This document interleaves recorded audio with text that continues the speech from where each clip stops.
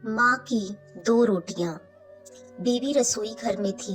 पति तेज आवाज में बोला, सरिता, आज माँ आ रही है। मैं माँ को स्टेशन लेने जा रहा हूँ। इतना सुनते ही सरिता ने माथा सलवटों से भरकर कहा, ले आओ, मैंने कब मना किया है। तुम्हारी माँ, लाओ या मत लाओ, मेरी माँ क्या तुम्हारी कुछ नहीं लगती, विवेक ने कहा। विवेक सरिता की आंखों से उसके हृदय को पढ़ चुका था। गाड़ी की चाबी उठाकर बोला, देखो सरिता, माँ पिछली बार आंखों में आंसू लेकर गई थी। पूरे 4 साल बाद हमारे पास कुछ दिनों के लिए आ रही हैं। मैं चाहता हूँ सब हंसी खुशी रहें। पिछली बार जैसा कुछ नहीं होना चाहिए। पिछली बार जैसा क्या? सरिता आवेश में आकर बोली, तुम्हें क्या लगता है गलती मेरी थी? तुम अपनी माँ की गलती क्यों बताओगे? तुम्हें अपनी माँ से अच्छा क्या कोई लगता है दुनिया में? तुम्हें तो हमेशा मुझ में ही खोट नजर आती है। तुम और तुम्हारा परिवार ही सही होता है। सारी कमियां मुझ में ही हैं बस। मैं इस दुनिया की सबसे बेकार बहू, बेकार पत्नी हूँ।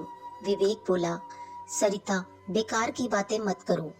मैं बस यही कह रहा हूँ कि जितने दिन भी माँ यहाँ रहे, सभी लोग उनसे अच्छे से पेश आए, उनके पास बैठें, उन्हें समय दें। सरिता गुस्से से बोली, ठीक है स्वामी जी, मैं घर के सारे काम छोड़कर, बच्चों की छुट्टी करवाकर 24 घंटे तुम्हारी माँ के पास बैठती हूँ, ताकि तुम्हारी माँ को कोई शिकायत ना हो। तुम पागल हो क्या? विवेक ने कहा। जो मैं समझाना चाह रहा हूँ तुम समझना ही नहीं चाहती।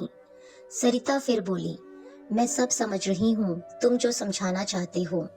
पिछली बार भी तुमने सारा लेक्चर मुझे ही दिया था, अपनी माँ को कुछ नहीं कहा। तुम हमारी परवाह ही कब करते हो? मैं और मेरे बच्चे जाएं भाड़ में, तुम्हें तो अपने परिवार वाले चाहिए। चाबी मेज पर फेंक कर विवेक गुस्से से बोला, तो यह सब मैं किसके लिए कर रहा हूँ? मेरी एक ही बहन है, उससे मिले हुए भी 2-2 साल हो जाते हैं। बाबूजी के जाने के बाद माँ गांव में अकेली रह गई, लेकिन मैं यहाँ नहीं ला सका, ताकि तुम लोगों के जीवन में कोई डिस्टरबेंस ना हो। तुम कहती हो मुझे अपने परिवार वाले चाहिए।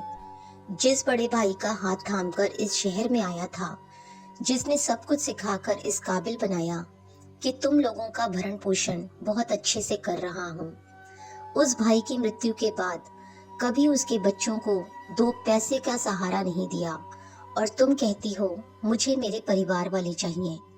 माँ के साथ तुम लोग कैसा सलूक करते हो, क्या मुझे पता नहीं? सरिता ताव में आकर बोली, हाँ हाँ बोलो, मैं भी तो सुनूं। कैसा सलूक करती हूँ मैं तुम्हारी माँ के साथ, तो सुनो। विवेक भी आज दिल की बात कहने के मूड में था। अछूतों जैसा व्यवहार, बच्चों को पास न जाने देना, माँ को यहाँ आकर भी अपनी 2 रोटियां खुद ही बनानी पड़ती हैं, तो धिक्कार है ऐसी औलाद होने पर। और सुनो, बचपन में मुझे रात में उठकर रोटी खाने की आदत थी। उसमें कभी ऐसा नहीं हुआ कि मैं रात में उठा और मुझे रोटी नहीं मिली। माँ हमेशा 2 रोटी बचा कर रखती थी मेरे लिए। यहाँ सब कुछ होने के बावजूद भी माँ को कई दफा भूखा सोना पड़ा। ऐसा क्यों? सरिता बोली, मैंने कभी नहीं कहा तुम्हारी माँ को रोटी बनाने के लिए। मेरा दोष बताओ। विवेक बोला, इसमें तुम लोगों का दोष नहीं है, बल्कि मैं ही अपनी माँ का लायक बेटा नहीं बन पाया। ये जो आज हमारे पास घर, गाड़ी, स्टेटस है, जिसके तुम मालकिन बनी बैठी हो, ये उसी माँ के आशीर्वाद से है। मेरी माँ के आते ही तुम्हारी बीमारियां शुरू हो जाती हैं। मैं चुप इसलिए रहता हूँ कि घर का माहौल खराब ना हो। सरिता, आज पहली और अंतिम बार तुम्हें बता रहा हूँ, अगर इस बार माँ को कुछ भी दिक्कत हुई तो तुम वह विवेक देखोगी जिससे तुम आज तक नहीं मिली। आज विवेक अपने मन में दबी टीस पूरी तरह से कह देना चाहता था। विवेक का पहली बार ऐसा रूप देखकर सरिता ने अब चुप्पी साध ली थी। माँ वहीं दरवाजे के पास खड़ी पहली बार अपने बेटे विवेक को अपने लिए झगड़ा करती हुई सुन रही थी।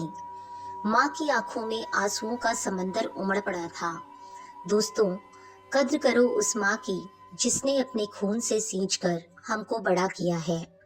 कहानी के बारे में आपकी क्या राय है, कमेंट करके हमें जरूर बताएं।